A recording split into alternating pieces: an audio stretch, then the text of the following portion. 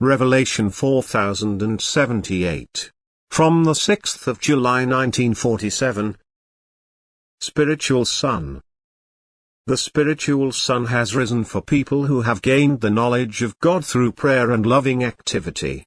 It has become bright inside them, a radiant morning has replaced the dark spiritual night, and the day will last forever. It will no longer be followed by night, for whoever once has knowledge will keep it for eternity. Only when the sun of the Spirit shines on a person does his heart find inner peace. For when it is day all the worries and fears of the night disappear. It is the feeling of security that determines the person, and this feeling gives calm and peace.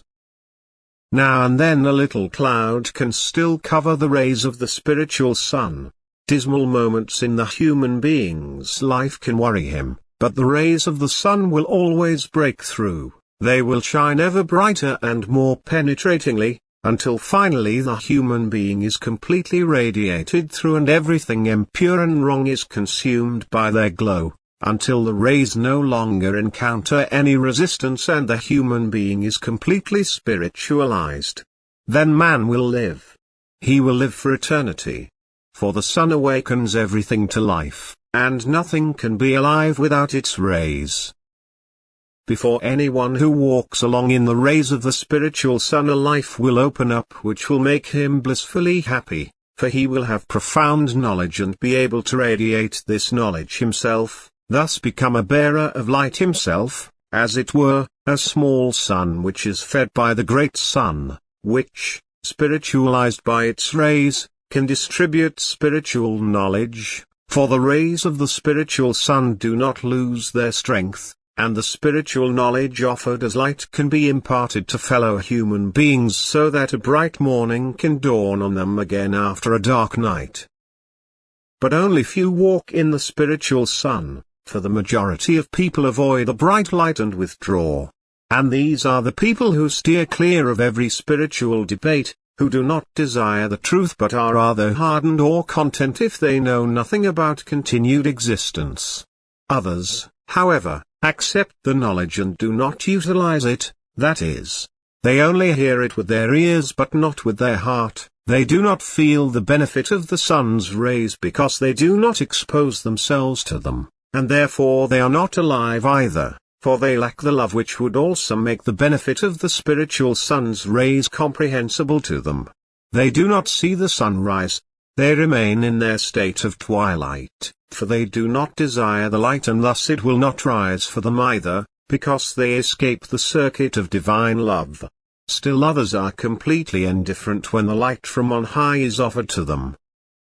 They feel comfortable in darkness and never seek to change their state, and therefore eternal night remains in them. But night is no one's friend. Where spiritual night is, the soul falls into extreme hardship. The light of day must have an effect on it if it is to feel free and happy. It must be illuminated by the spiritual sun if it wants to live in eternity. And it can escape the night, it can always approach the radiant morning, for it only depends on the human being's will that he makes an effort to attain knowledge of God, that he practices love, that he unites with God through loving activity, even if unconsciously, that he then feels God, calls upon him in prayer and commends himself to his love and grace. All this must proceed if the human being wants to attain the right knowledge, if he wants to think right and know the truth, if he wants to become knowledgeable and be taught by God himself through his Spirit.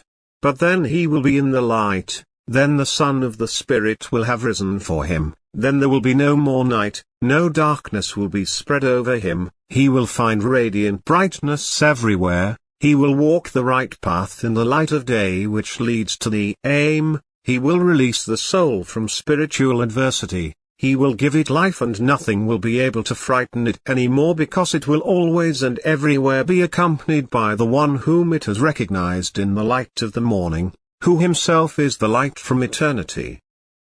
Amen.